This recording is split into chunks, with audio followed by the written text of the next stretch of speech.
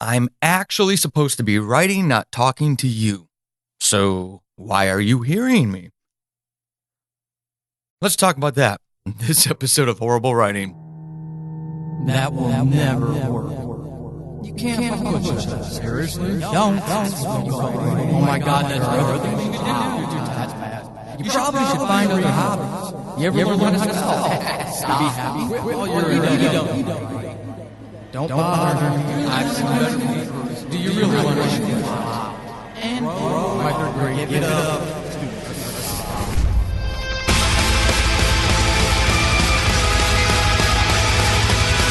Welcome to Horrible Writing, the rawest, most candid, in-your-face writing show on the interwebs because none of us have time to suck. Let's do this.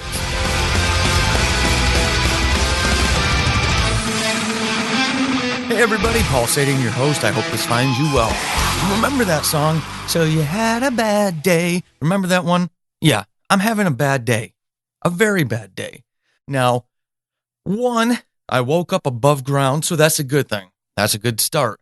But two, because life is real and real life happens, I wasn't physically feeling good during my writing time. Those of you who have followed the show forever or who hang out on the Horrible Writing Writer Support Group on Facebook, why aren't you there yet?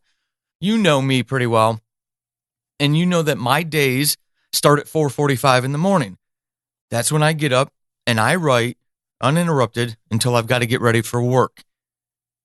Because real life, right? I'm not one of those people who gets to write for a living. Wish I was. I'm not. So I still work. So I've got to get up super early to do that. I woke up not feeling good, migraine stuff, right? And it doesn't matter. Get out of bed and get it done. Dedication, discipline, drive. That's what it's all about. So I'm slogging through edits of The Scales, which is a horror novel I hope to have out in 2019. I will. I'm being tongue-in-cheek facetious, but it was painful today. And I'm talking, I'm nearing the last third of my editor's edits. So all the structural stuff that she had problems with earlier have been addressed, and for the most part. And I'm going through, and it's formatting stuff. It's little sentence stuff. I mean, adding some color where she thinks I didn't color it enough. Things like that don't require a lot of brain power necessarily, especially since I've been working on that story on and off since 2016. It is now June of 2019. You'll hear this in late July, early August of 2019. So we're talking 3 years, right? So therefore, not a whole lot of brain power needs to go into it. So that stuff aside, slogging through it. My kid slept in late. That basically, I had to go wake her up a half an hour before she was supposed to already be at work type of thing. So that threw me off. And as I was coming back to the office, I thought, screw it. I am done working on that. This combination of things going on just isn't worth it. I'm going to do an episode about what I'm going through right now. So I stopped my writing, and during my writing time, I'm talking to you.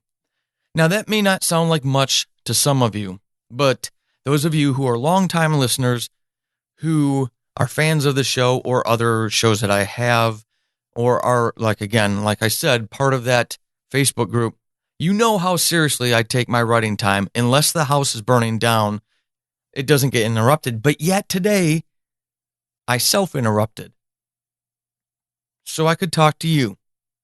Why? Because I answer the faceless person behind the question. Too often, I see people quit, people give up on writing. And even if they don't permanently walk away, they disappear for years at a time. Or maybe even worse, they internalize all this junk, all this toxicity, all this self-hatred, right? And it just boils up until it blows up one day. But until it blows up, it continues to take an effect on them, that it has that negative impact. And I really don't want that for the writing community and the horrible writing family. So it was time to do this episode. Often you'll hear me talk about mindset.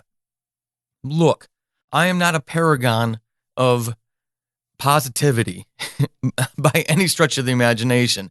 I'm very much a realist.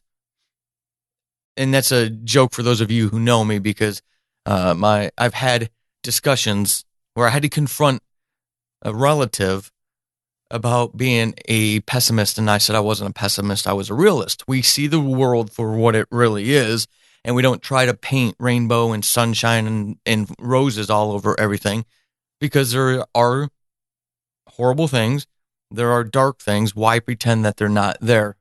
I'm just very real about life, existence. So one of the things that I struggle with myself is ensuring that my mindset is healthy and positive and future focused. I can't get too lost in whatever I'm going through in the moment, because those things can become runaway trains. You bury that crap, it becomes part of the subconscious. You start filtering your entire worldview, your self-perception, your perception of others through this stuff that you start amassing. And if you reinforce it, it just becomes a stronger and stronger and stronger filter through which you exist. I'm not a mindset guru.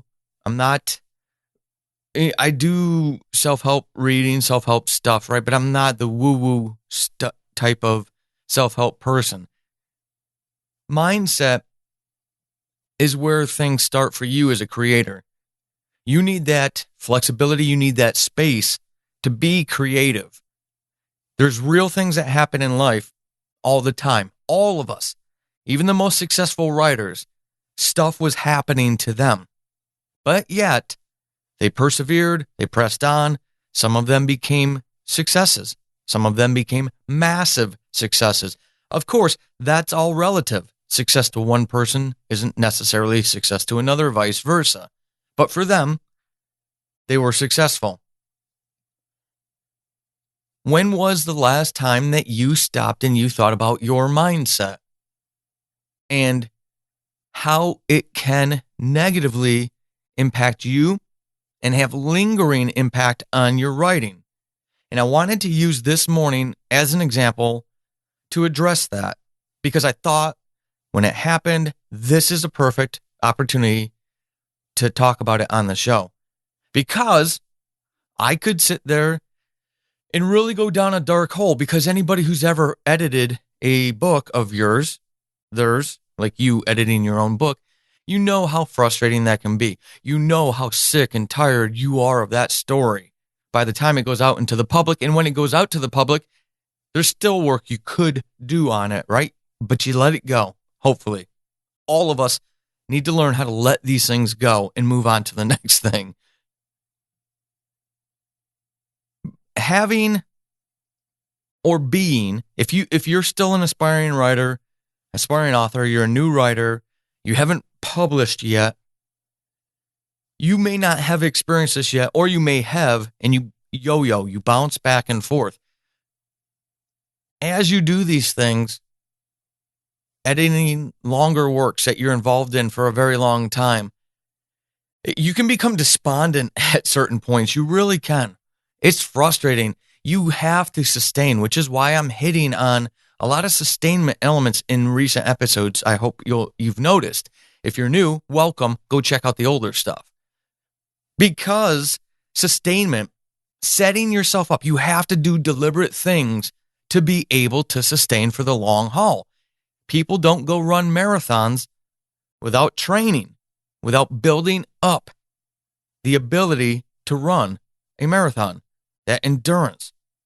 And then they still have to stretch beforehand. A lot of writers don't do that. They don't see that, though. I got a great story. I want to write a book. And 5 years later, they're still working on that book, or even worse, it's sitting on a hard drive somewhere. They've completely forgotten where they saved it to, right? Dream crushed. because people don't sustain. So this morning was an example of how I sustain, and which is why I wanted to do this episode, because it was a shitty day. It was a bad day of writing.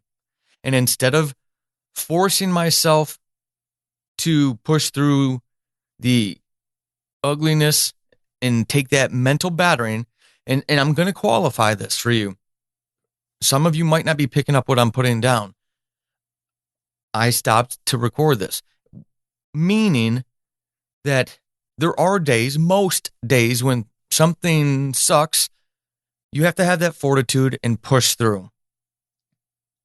But there are those days where you have to know yourself so well. You have to know that you have a foot on the ledge and one dangling over it, and you just happen to be standing in a pool of oil.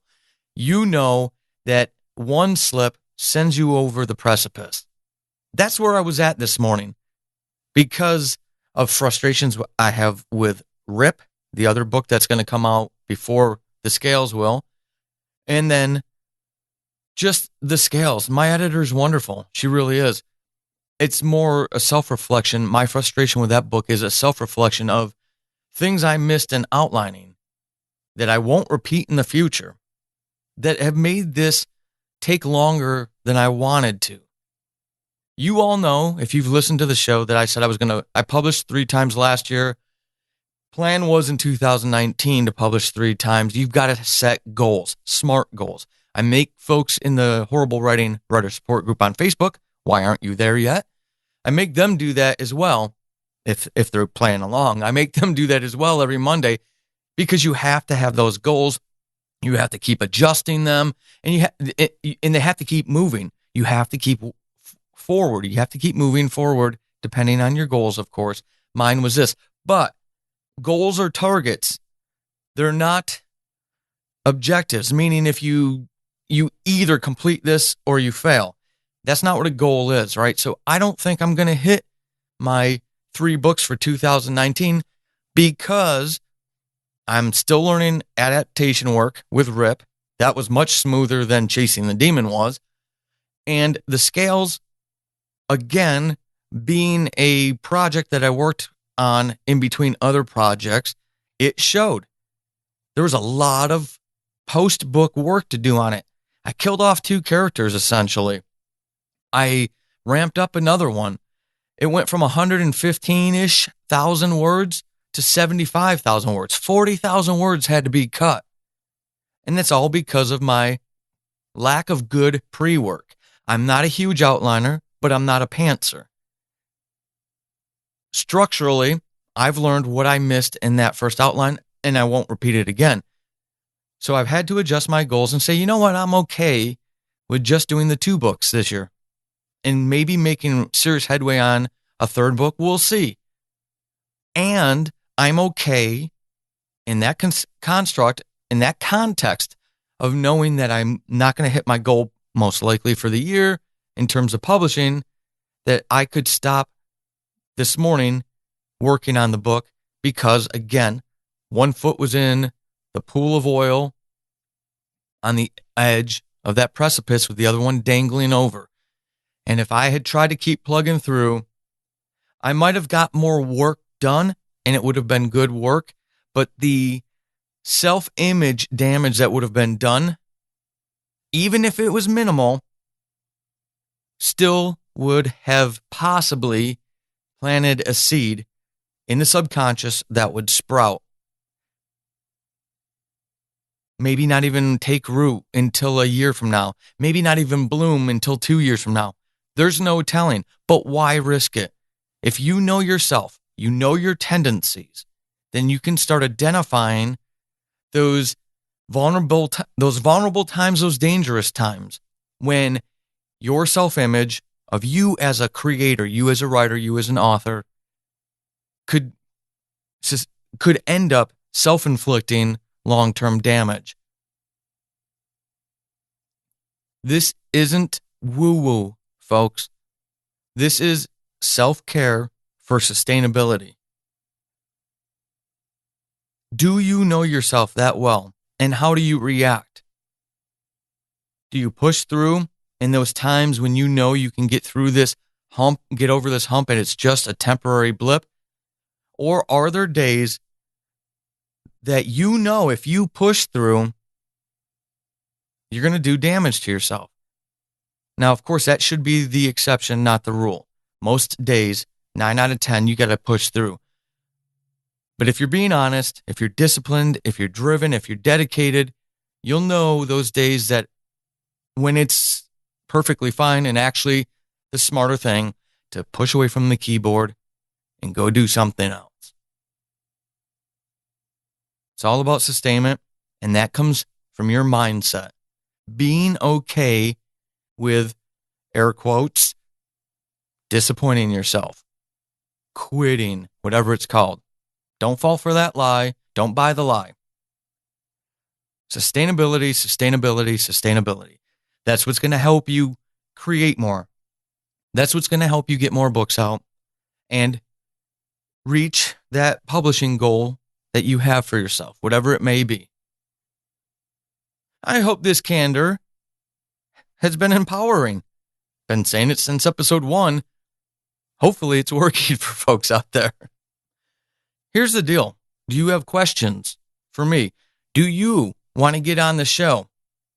Even as an aspiring writer, a new writer, start getting your name out on the internet, SEO.